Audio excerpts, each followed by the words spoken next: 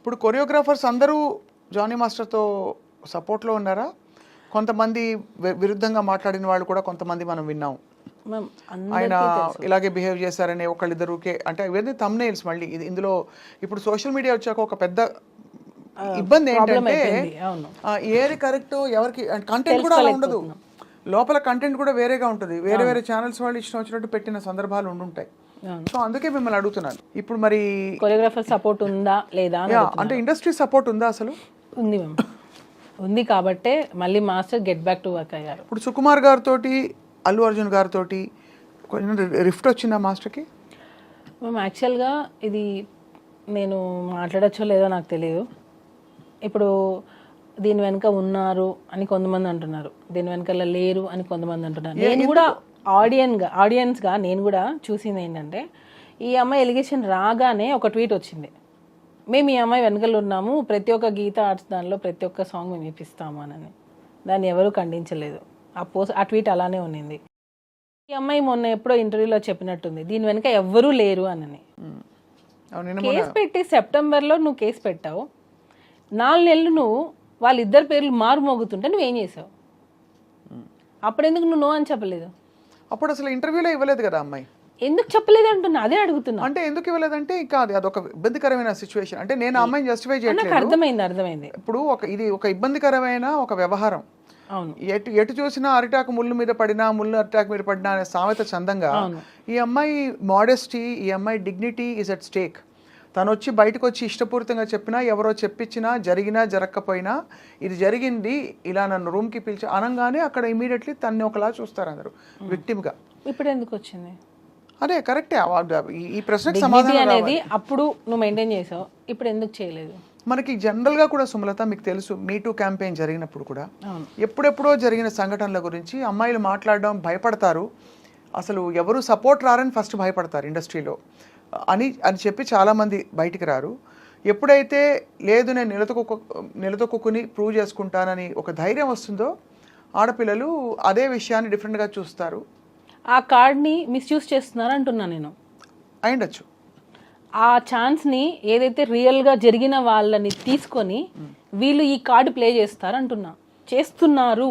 అది రియల్గా బాధపడే వాళ్ళని చూసి ఇది నేను చెప్తే ఇది వింటారు, లేడీ అనగానే అమ్మాయి అనగానే వినేస్తారు అని చెప్పే పెడుతున్నారు. సో దానికి ఎవరు అగెనెస్ట్గా మాట్లాడలేరు. ఇంకొకటి, స్త్రీ అంటే ఆది పరాశక్తి అంటారు. ఆ శక్తిని నిజం కోసం వాడండి అంటున్నా, ఆ శక్తితో ఆడుకోవద్దు అంటున్నా. ఇది ఎవరు ఎలా తీసుకున్నా పర్లేదు, ఆడపిల్ల అనే ఒక ఉమెన్ కార్డ్ని రాంగ్ దానికి యూస్ చేయొద్దు అని చెప్తున్నాను నేను. రియల్ విక్టిమ్స్ చాలా సఫర్ అవుతున్నారు. అయితే ఉందంటారు, అన్ని క్రాఫ్ట్స్లో ఉందంటారు. ఎందుకు ఉండదు మ్యామ్? ఎందుకు ఉండదు? ఇప్పుడు జరిగేవి ఎక్కడైనా జరుగుతాయి. సాఫ్ట్వేర్ అవ్వచ్చు, కన్స్ట్రక్షన్ దానిలో అవ్వచ్చు, మన ఇండస్ట్రీలో అవ్వచ్చు, మీడియా దానిలో అయి ఉండొచ్చు. ఎక్కడైనా సరే మేల్ ఫీమేల్ ఉన్నప్పుడు జరిగేవి జరుగుతూ ఉంటాయి. ఆ రియల్గా వచ్చిన వాటిని తీసుకొని ఆ కమిటీ అనేది పనిచేస్తే బాగుంటుంది. ఇలాంటి ఫేక్ ఎలిగేషన్స్ వల్ల నిజమైన వాళ్ళు రావాలన్నా కూడా అమ్మో ఇంత జరుగుతుందని ఆలోచిస్తున్నారు. ఖచ్చితంగా. మీరు అన్న పాయింట్ అంటే ఈ విషయంలో మళ్ళీ గౌరవ కోర్టు పరిధిలో ఉంది కాబట్టి నిజాలు కోర్టు సమక్షంలో తేలాలి. మీకు బాగా నమ్మకం ఉంది కోర్టు మీద అని చెప్పారు. మనందరికీ న్యాయ వ్యవస్థ మీద నమ్మకం ఉంది. ఇవాళ మాట్లాడడంలో ఆంతర్యం కూడా మీరు పడ్డ కష్టానికి, భార్యగా మీరు నలిగిపోయిన విధానానికి మీకు ఏమిటి పరిష్కారం అని తర్వాత జరిగిన సంఘటనలు మీ నోట తెలుసుకుందామని పిలిచాం. వేరే సెకండ్ హ్యాండ్ ఇన్ఫర్మేషన్ కాకుండా. ఒకటి చెప్పండి సుమలత, ఇప్పుడైతే మీరు జానీ మాస్టర్ ఎలా కలిసారు, ఎప్పుడు కలిసారు? మేము 2002-03లో మాస్టర్ దగ్గర నేను వర్క్ చేశారు ఉన్నాను. అంటే అప్పుడు మాస్టర్ డాన్సర్గా ఉన్నారు. అలా పరిచయం అయింది. ఈగా షూటింగ్లో మీరిద్దరు.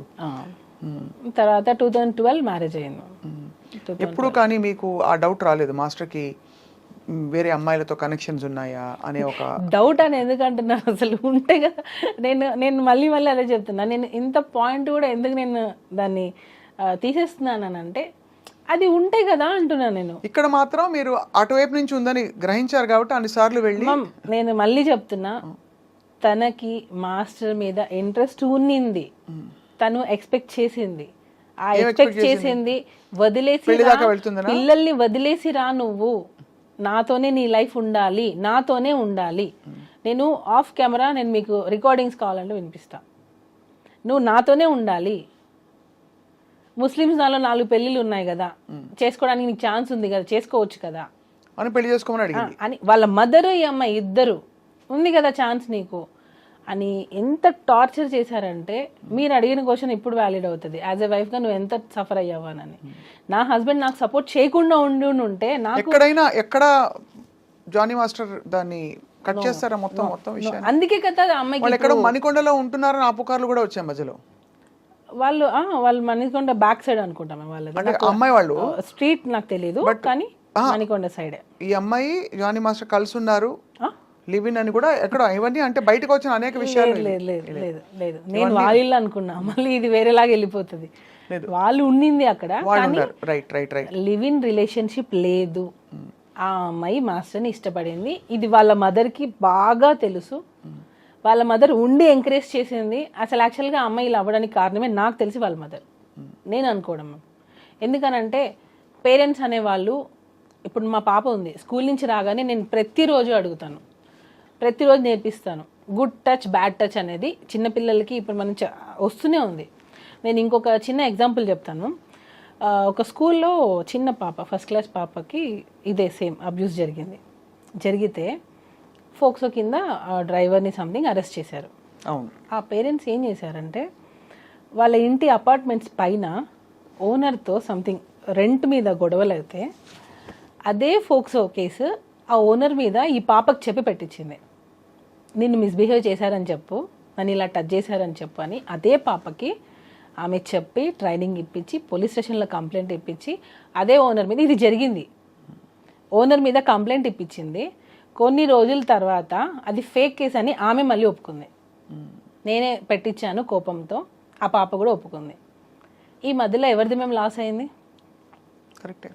సో రియల్గా జరిగే వాటికి ఇట్లా దీన్ని యూస్ చేసుకుంటున్నారు.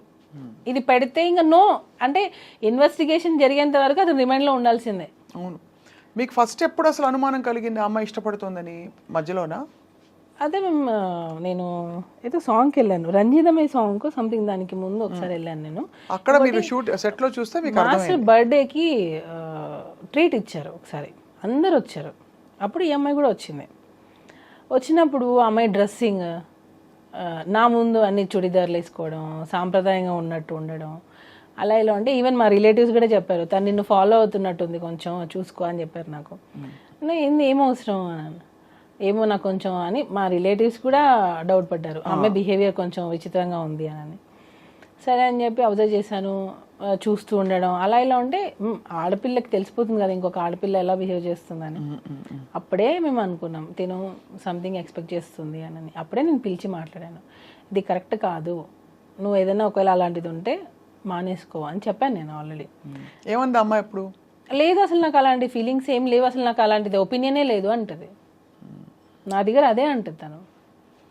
తర్వాత నేను కొంచెం తెలుసుకొని నాకు ఎప్పుడైతే అసిస్టెంట్ కొరియోగ్రాఫర్స్ నుంచి నాకు కాల్స్ వచ్చాయో అప్పుడు నేను కన్ఫర్మ్ చేసుకున్నా దట్ ఈ అమ్మాయి కొంచెం అని మీకు ఎక్స్పెక్ట్ చేస్తుంది. తనకి తెలుసు పెళ్ళయింది, పిల్లలు ఉన్నారని తెలుసు. ఆ అమ్మాయికి కాదు వాళ్ళ మదర్కి తెలుసు, వాళ్ళ ఫాదర్కి తెలుసు. అయినా కూడా వాళ్ళు నీకు నిజంగా అంత హెరాస్మెంట్ జరుగుతున్నప్పుడు నువ్వు ఎందుకు వెళ్ళిపోలేదు? ఆ అమ్మాయి కంటే తెలీదు. పేరెంట్స్గా అదే పేరెంట్గా నువ్వు మీ అమ్మాయిని జాగ్రత్త చూసుకోవాలిగా. ఎంత హెరాస్మెంట్ భరిస్తున్నప్పుడు ఇంటికి ఏ రోజైనా నొప్పులతో వచ్చి ఉండదా? ఒకవేళ నిజంగా అంత హెరాస్మెంట్ నా కోరిక తీర్చు అని ఉంటే ఇంటికి ఏ రోజైనా ఏడ్చుండదా? నా కూతురు ఎందుకు ఇలా ఉండదని నువ్వు గమనించుకోలేకపోయావా? ఇంకా అసలు ఇంకా ఘోరాతి ఘోరంగా వచ్చాయి అంటే రావడం అయితే బయటికి సోషల్ మరి మీ పేరెంట్స్ ఏం చేస్తున్నారు మరి? ఇప్పుడు మా పాప స్కూల్ నుంచి రాగానే నేను 100 సార్లు అడుగుతాను, ఆలియా నీకేమైనా కంఫర్టబుల్ ఉందా స్కూల్లో, ఏదున్నా నాకు ఇన్ఫర్మేషన్ ఇవ్వు, ఏదున్నా టీచర్ని పిలువు, దగ్గరలో ఎవరున్నా గట్టిగా అరువు, ఇదే చెప్తాను నేను. లేదు మమ్మీ తన ఇప్పుడు 7 years తన పాప, ఆ అమ్మాయి అన్ని చెప్పగలిగినప్పుడు ఇంత ఏజ్ వచ్చిన అమ్మాయి చెప్పకపోవడానికి అసలు రీజనే లేదు. కంప్లీట్గా టోటల్గా చూస్తే ఇది ప్రీ ప్లాన్డ్, వాంటెడ్లీ ఆ అమ్మాయి ఎవరి ఇన్ఫ్లుయెన్స్ తీసుకొని పెట్టిందో నాకు తెలియదు, ఇన్ఫ్లుయెన్స్ అయ్యి పెట్టింది. తనకి నిజంగా అంత న్యాయం కావాలి, నాకు సెల్ఫ్ రెస్పెక్ట్ కావాలి, నా టాలెంట్తో నేను వచ్చాను అని అనుకుంటే టాలెంట్ ఒకటి ఉంటే సరిపోతుంది, ఒక ప్లాట్ఫామ్ కావద్దా? ఇప్పుడు నాకు ఒక ప్రాబ్లం వచ్చింది, నేను దాన్ని ఎలా చెప్పాలి బయటికి? ఒక మీడియా కావాలి, అంటే ఒక మీడియా కావాలి. అప్పుడు ఆ మీడియా వల్లనే కదా నేను వస్తాను. మీడియా లేదు, నాకు సమస్య వల్ల నేను బయటకు వచ్చానంటే కాదు కదా. నేను ఎలివేట్ చేయడానికి ఒకరు కావాలి కదా. ఇప్పుడు అది లేదు, నా టాలెంట్తో నేను వచ్చాను అని అంటే, నీ టాలెంట్ ఉంది, ఆ టాలెంట్ని చూపించింది ఎవరు? ఢీ షో సపోజ్ అనుకోండి, నీ టాలెంట్ని చూపించింది ఢీ షో. ఢీ షో ఆపర్చునిటీ రాకుండా నీ టాలెంట్ పెట్టుకొని ఏం చేస్తావు నువ్వు? ఖచ్చితంగా, అంటే ఇవన్నీ ఫండమెంటల్. కానీ అన్ఫార్చునేట్లీ ఇక్కడ పాక్సో చట్టం అన్నది చాలా ఒక మేము ఫోక్సో అనేదానికి ఇంకోటి క్లారిటీ ఇస్తాను.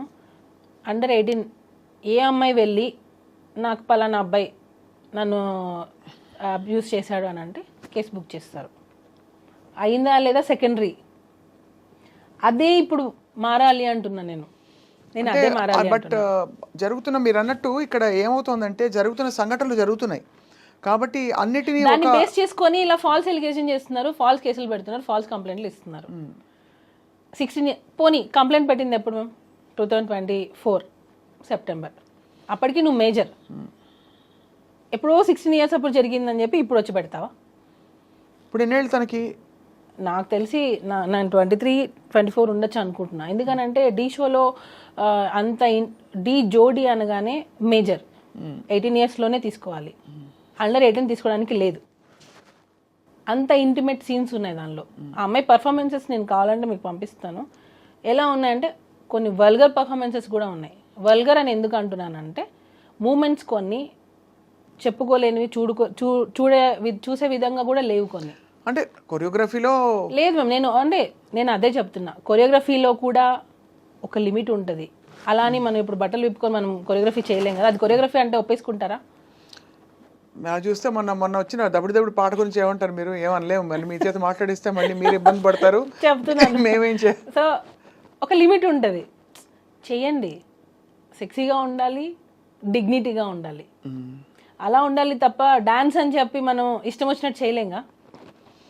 అవును, లిమిట్ ఉండాలి. సో దానికి జోడి అంటేనే 18+ ఉండాలి. సో నువ్వు 18+ చేయకుండా ఎలా చేసావు? నువ్వు 18+ లేకుండా నేను అసలు ఎలా తీసుకున్నాను? అంటే అది ఫండమెంటల్స్ నుంచి మొదలు పెట్టాలి. అసలు ఛానల్లో అలాంటి షో ఎలా నడిపారు, తీసుకున్నారు ఎలా? అంటే ఎలా? ఇప్పుడు మామూలుగా పబ్లకి బార్లకి వెళ్ళేటప్పుడు ఐడి కార్డ్ చెక్ చేస్తారు, ఆర్ యు అబౌవ్ 21 అని అడుగుతారు. అలాగా ఇలాంటి ఒక షోలో అలాంటి ఏం పెట్టారు? వీళ్ళు ఏం ప్రూఫ్స్ ఇచ్చారు? లేదా వీళ్ళు తక్కువ ఏజ్ అయినా పర్లేదు తీసుకున్నారా? తీయండి, బయటకు తీయండి. నేను అదే అడుగుతున్నా, బయటకు తీయండి. అన్నీ బయటకు వస్తాయి కదా. నిజంగా తను అసలు అండర్ 18 కాదా? ఒకవేళ కాకపోతే అసలు షోలో ఎలా తీసుకున్నారు? తీయండి.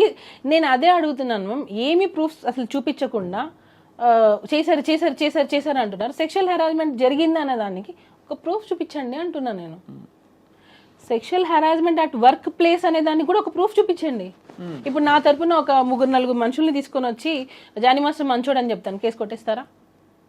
లేదా ఆ అమ్మాయి తరపున వచ్చి ఒక మంది అవును జానీ మాస్టర్ చేశారని చెప్తారు, అప్పుడు అది నిజమైపోతుందా? డెఫినెట్లీ. అందుకే court will investigate. Sexual harassment committee పెట్టిన కంప్లైంట్ అంటున్నా. లేదు, ఈ సెక్షువల్ హెరాస్మెంట్ కమిటీ ఏదైతే ఉందో వాళ్ళు తప్పకుండా వాళ్ళు నిర్ధారణ చేసుకోవాల్సిన విషయాలని. ఎందుకంటే ఫస్ట్ అందరూ అదే అడుగుతారు లాజికల్గా. ఒక అలిగేషన్ వస్తే what is the proof, how are you going to prove? నేను ఇచ్చాను మ్యామ్ ప్రూఫ్ సార్, నేను ఇచ్చాను. వన్స్ మనం ఏదైనా ఒకటి చేయాలని అనుకుని డిసైడ్ అయ్యాం, చేసేసాం, అంతే. అలానే ఉంది అది. ఇప్పుడు అమ్మాయి మొన్న ఇంటర్వ్యూ ఇచ్చినప్పుడు రిపోర్ట్ గురించి మాట్లాడింది. అసలు మమ్మల్ని ఎక్కడ మాట్లాడొద్దు అన్నారు. మరి ఆ అమ్మాయి ఎలా మాట్లాడింది? నేను ఇప్పుడు కూడా దాని గురించి నేను మాట్లాడాను, ఎందుకంటే నేను రెస్పెక్ట్ చేస్తాను. వాళ్ళు ఏం ప్లే చేస్తున్నారు గేమ్ నాకు తెలియదు. ఏ రిపోర్ట్ గురించి? ఫిలిం ఛాంబర్ ఒక రిపోర్ట్ ఇచ్చింది. అవునవును, దాన్ని ఆ కేసు గెలిచినట్టుగా చెప్పారు. ఆ రిపోర్ట్ ని ఎందుకు మీరు బయట పెట్టద్దు అంటున్నారు? సుప్రీంకోర్టు జడ్జిమెంట్ ని బయట పెడుతున్నారు, మీరు ఎందుకు బయట పెట్టద్దు అంటున్నారు? కానీ అది గెలిచినట్టుగా చెప్పారు కదా ఫెడరేషన్ వాళ్ళు చేసిన కేసు. అది సపరేట్. నేను అదే చెప్తున్నా. ఈరోజు ఎవరైతే పోస్టులు పెడుతున్నారో ఆ పోస్ట్కి మేము వేసిన కేసుకి అసలు సంబంధం లేదు, కానీ దీనికి రిలేట్ చేసి పెట్టేస్తున్నారు. ఎందుకు? ఏం కావాలి మా నుంచి? ఏం కావాలి వాళ్ళకి? ఎందుకు ఇలాగా ఏదో మేము అసలు అప్లికేషన్ ఏం పెట్టాం డిస్ట్రిక్ట్ కోర్టులో? ప్రెసిడెంట్గా పోస్ట్ చేయడానికి మీకు ఏం అథారిటీ ఉంది? ఇది ఓన్లీ ఎలిగేషన్సే కదా. ఎలిగేషన్స్ ఉన్న వాళ్ళు పోస్టులలోనే ఉంటున్నారు. నేషనల్ అవార్డు కూడా క్యాన్సిల్ అయింది కదా. క్యాన్సిల్, హోల్డ్ అయింది. సో ఎందుకు ఇలా చేస్తున్నారు? ప్రెసిడెంట్ పోస్ట్కి ఈ ఎలిగేషన్స్కి సంబంధం ఏంటి?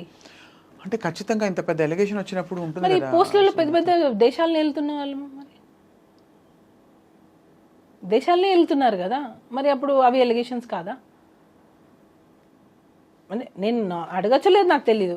ఎలిగేషన్స్ ఉన్న వాళ్ళు పెద్ద పెద్ద పోస్టులలోనే ఉంటున్నారు. ఎందుకనంటే అవి తీనప్పుడు ఇది ఎందుకు తీస్తారంటారు? ఏంటి, ఇప్పుడు ఇది చిన్న యూనియన్, ఇది డాన్సెస్ అనేది చిన్న యూనియన్, ఒక 600 మంది ఉంటారు అంతే అంతే. దానిలో ఆ ప్రెసిడెంట్ పోస్ట్కి మీకు ఎలిగేషన్స్ అడ్డొచ్చాయా? ఆయన ఇది పర్సనల్ అంటారు, మరి అఫీషియల్గా యూనియన్ కదా ఇది, దీనికి దానికి సంబంధం ఏంటి? సో మీరేం కోరుకుంటున్నారు చెప్పండి ఇందులో మొత్తం? మాకు న్యాయం జరగలేదు మేము, ఫిలిం ఛాంబర్ నుంచి మాకు న్యాయం జరగలేదు. వన్ సైడ్ తీసుకున్నారని, మా సైడ్ ఇచ్చిన సాక్ష్యాలు ఏమీ తీసుకోలేదు. తల్లి మీకు తెలుసు సుమలత, ఆడపిల్లకి సంబంధించిన విషయం అంటే ఖచ్చితంగా అంటే ఫస్ట్ ఆడపిల్లకి ఒక సంబంధించిన వ్యవస్థ విషయం అయితే తీసేసుకుంటారా మ్యామ్? అలా కాదు, ఇంత పెద్ద అది కూడా ఇది పోక్సో, నేను ఇందాక చెప్తున్నాను కదా, POCSO is a very powerful act. కాబట్టి ఆ డ్యూ డిలిజెన్స్ జరగాలి, డ్యూ కోర్స్ ఆఫ్ ఇన్వెస్టిగేషన్ జరగాలి. ఆ జరిగి ఖచ్చితంగా ఒక నిర్ధారణకి రావాల్సిన టైం పడుతుంది. కానీ ఈ మధ్యలో ఏంటంటే ఫ్యామిలీకి, మీ కుటుంబానికి ఒక పెద్ద ట్రయల్ ఇది. అది ఫస్ట్ ముఖ్యంగా మీకు అసలు సంబంధమే లేదు ఈ విషయాలన్నిటితో. మీకు ఒకటే ఏంటంటే, మీరు ప్రస్తుతం జానీ మాస్టర్ గారి భార్య అండ్ ఈ విషయాలన్నీ చూస్తూ ఇక్కడ మీ భర్తని జైల్లో వెళ్ళి చూడాల్సి వచ్చింది. So it is your trauma ఖచ్చితంగా. ఎప్పుడైతే ఒక ఫేక్ కేసు పెట్టి జడ్జిమెంట్ ఇది రాంగ్ అని ప్రూవ్ అయిన రోజు, ఎవరైతే ఫేక్ కేసెస్ పెడతారో వాళ్ళకి శిక్షలు పడాలి. ఇంకొకసారి ఫేక్ కంప్లైంట్ పెట్టాలి అనే ఆలోచన రాకూడదు, అలాంటి సెక్షన్స్ రావాలి. ఇవి బ్లాక్ అండ్ వైట్లో ఉంటాయని కూడా మనం అనుకోవట్లేదు. ఎందుకంటే ఇది ఫేక్ కేసు అనడం కంటే కూడా ఇంటర్ప్రిటేషన్ ఆఫ్ ద ఇన్సిడెంట్స్ మీద ఆధారపడి ఉంటుంది జరిగిన ఇంట్రొడక్షన్. నేను ఇప్పుడు అదే చెప్పాను మ్యామ్, ఫోక్సో అని అనేది మొన్న రమణగౌడ్ గారు ఇంటర్వ్యూ ఇచ్చారు, ఏసీపీ రమణగౌడ్ గారు. ఏమని చెప్పారంటే, కోర్టు నిర్ణయిస్తుంది చేశారా లేదా అనేది, కోర్టు నిర్ణయిస్తుంది. అవును, నేను చూసేది ఏంటంటే కంప్లైంట్లో ఆ కంప్లైంట్ బేసిస్ చేసుకొనే మేము ఇన్వెస్టిగేషన్ స్టార్ట్ చేస్తాం. అదే చెప్పారు వాళ్ళు. అంటే వాళ్ళు చూసేది కంప్లైంట్, ఫోక్సోలో చూసేది కంప్లైంట్ మాత్రమే. సో ఆ కంప్లైంట్లో ఏముందో అదే ఫాలో అవుతారు వాళ్ళు. అది అవునా కాదనేది కోర్టు వీళ్ళు డిసైడ్ అంటున్నారు. కరెక్టే.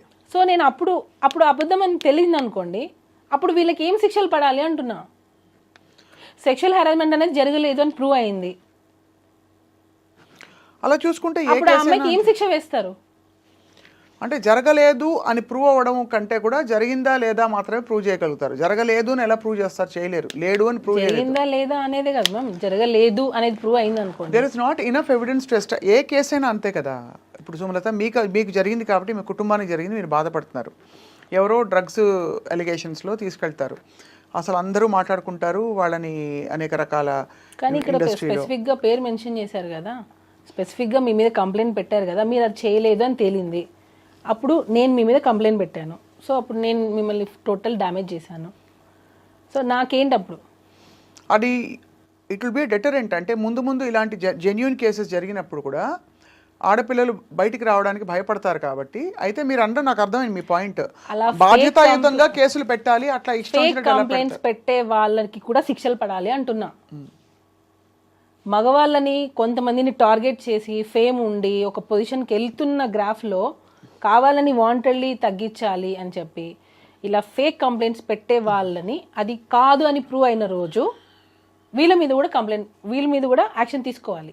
అది ఐ థింక్ సివిల్ కేసెస్ ఉండొచ్చు, నాకు తెలియదు. ఎందుకనంటే మ్యామ్ నెక్స్ట్ టైం ఇంకొకసారి కంప్లైంట్ పెట్టాలి అంటే కూడా భయపడేలాగా చట్టాలు రావాలి అంటున్నా. ఖచ్చితంగా, అంటే బాధ్యతాయుతంగా కంప్లైంట్ చేయాలి. ఈ చట్టాల్లో కూడా ఆ వెసులుబాటు ఆటోమేటిక్గా, అంటే ఒక కేసు నమోదు చేసే ముందు కూడా ఒక ఫండమెంటల్, అదే అడిగాను ఇందాక నేను మిమ్మల్ని, ఒక బేసిక్, ఇంతమంది సెక్షువల్ హెరాస్మెంట్ కమిటీ సభ్యులందరూ కూడా ఆరితేరిన లాయర్లు మొదలుకొని సమాజంలో గౌరవనీయులు అందరూ ఉన్నారు.